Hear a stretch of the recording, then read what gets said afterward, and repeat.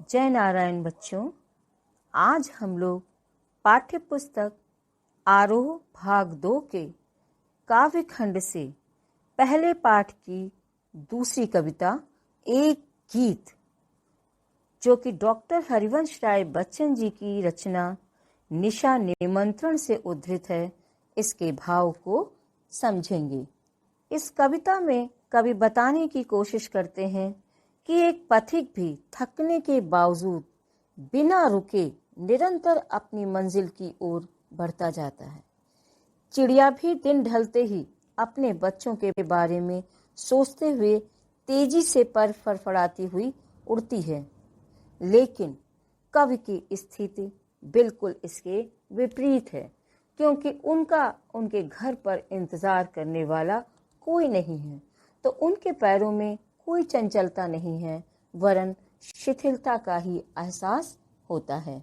अब मैं आपके लिए काव्यांश की पंक्तियां पढ़ती हूँ। दिन जल्दी जल्दी ढलता है, हो जाए न पथ में रात कहीं, मंजिल भी तो है दूर नहीं। यह सोच थका दिन का पंथी भी जल्दी जल्दी चलता है, दिन जल्दी जल्दी ढलता है। इस गीत के माध्यम से कहीं न कहीं कवि ने अपने एकाकी जीवन की कुंठा तथा प्रेम की व्याकुलता का वर्णन किया है। तो कविता का भाव समझने से पहले हम उसके कुछ कठिन शब्दों को जान लें।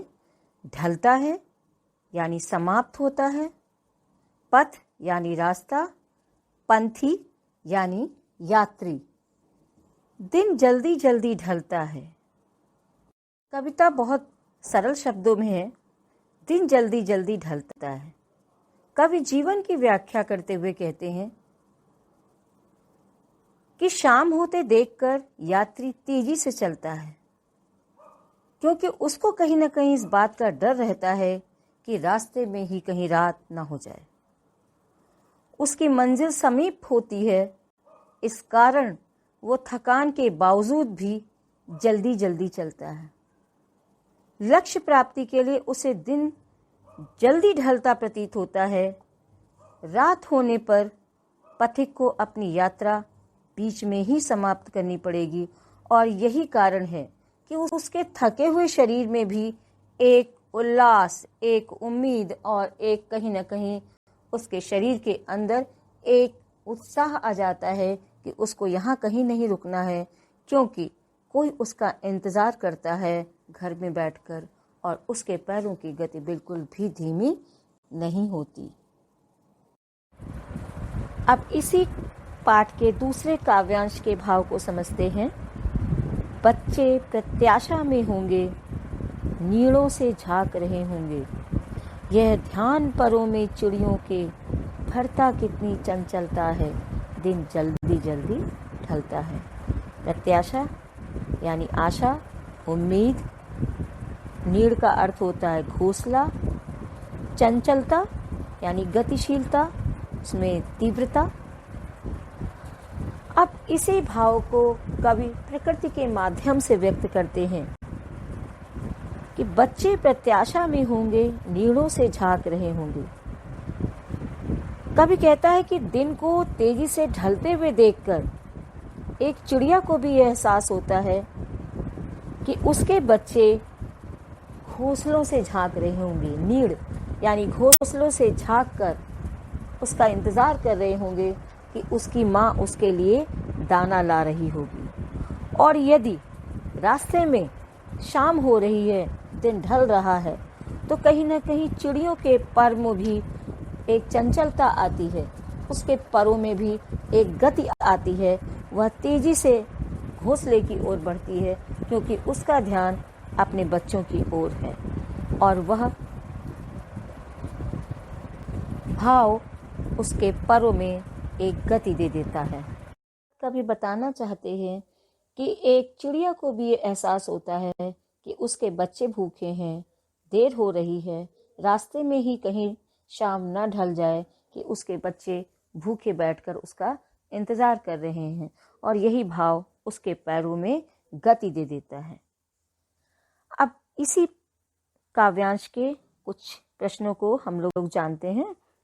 जैसे पहला प्रश्न है,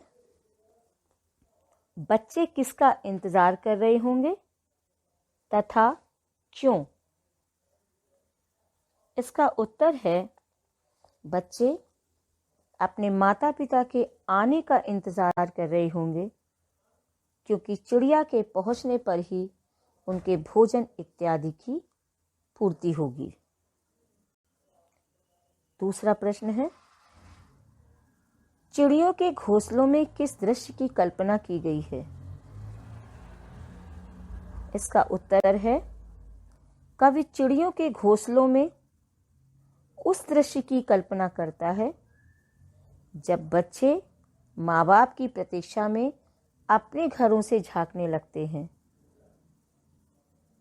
तीसरा प्रश्न, चिड़ियों के परों में चंचलता आने का क्या कारण है? इसका उत्तर है, चिड़ियों के परों में चंचलता इसलिए आ जाती है क्योंकि उन्हें अपने बच्चों की चिंता में बेचैनी होती है। वे अपने बच्चों को भोजन, स्नेह व सुरक्षा देना चाहती हैं। अब हम लोग इसी पाठ के तीसरे काव्यांश के भाव को समझेंगे, जिसकी पंक्तियां इस प्रकार से हैं। मुझसे मिलने को कौन विकल, मैं हूं किसके हित चंचल, यह प्रश्न शिथिल करता पद को, भरता उर में विह्वलता है, दिन जल्दी जल्दी ढलता है। कुछ कठिन शब्द, विकल यानी व्याकुल, हित यानी किसी के लिए, पद यानी पैर, विह्वलता यानी बेचैनी, व्याकुलता। अब इसके भाव को समझते हैं। मुझसे मिलने को कौन विकल, मैं हूं किसके हित चंचल। कवि कहता है कि संसार में वो अकेला है, उससे मिलने के लिए कोई भी व्याकुल नहीं होता, उसकी उत्कंठा से प्रतीक्षा नहीं करता, कोई भी उसके लिए व्याकुल नहीं है, कोई भी उसका बेचैनी से इंतजार नहीं करता है। वह भला किसके लिए भागकर घर जाए। कवि के मन में प्रेम तरंग जगने का कोई कारण नहीं है, क्योंकि घर की ओर वही जाता है जहां पर कोई उसका इंतजार कर रहा होता है, और यहाँ पर कवि के घर में कोई भी उसके इंतजार में व्याकुल नहीं है। कवि के मन में ये प्रश्न आगे आने पर उसके पैर शिथिल हो जाते हैं, उसके हृदय में व्याकुलता भर जाती है कि दिन ढलते ही रात हो जाएगी। रात में एकाकीपन और उसकी प्रिया की वियोग वेदना उसे अशांत कर देगी। इससे उसका हृदय पीड़ा से बेचैन उठेगा। एक चिड़िया को तो इस बात की उत्सुकता है कि उसके बच्चे घर में बैठकर, पिंजड़े में बैठकर, घोंसले में बैठकर उसका इंतजार कर रहे होंगे, लेकिन कवि का इंतजार करने वाला कोई नहीं है। तो जिस तरह चिड़िया के पैरों में एक चंचलता आती है, किंतु कवि के हृदय में एक अशांत भावना होती है, क्योंकि उसके मन ये सोचकर बेचैन होता है कि कोई भी उसका घर में इंतजार नहीं कर रहा है, उसको घर जाकर भी अकेले ही रहना है। इस वजह से आशा न होने के कारण उसके अंदर कोई विश्वास, कोई खुशी का भाव नहीं है। अब इसी काव्यांश के प्रश्नों को हम लोग जानते हैं। जैसे पहला प्रश्न, कवि के मन में कौन से प्रश्न उठते हैं? इसका उत्तर है, कवि के मन में जो प्रश्न उठते हैं वो इस प्रकार से हैं। उससे मिलने के लिए कोई व्याकुल होकर उसकी प्रतीक्षा नहीं कर रहा है, और उसके लिए कोई जब इंतजार ही नहीं कर रहा है तो उसके पदों में, उसके पैरों में किस कारण चंचलता आए। दूसरा प्रश्न, कवि की व्याकुलता का क्या कारण है? इसका उत्तर है, कवि के हृदय में व्याकुलता है क्योंकि वह अकेला है। प्रिया के वियोग की वेदना इस व्याकुलता को प्रगाढ़ कर देती है। इस कारण उसके मन में अनेक प्रश्न उठते हैं। अगला प्रश्न है, कवि के कदम शिथिल क्यों हो जाते हैं? उत्तर है, कवि अकेला है, उसका इंतजार करने वाला कोई नहीं है। इस कारण कवि के मन में भी उत्साह नहीं है और यही कारण है कि उसके कदम शिथिल हो जाते हैं।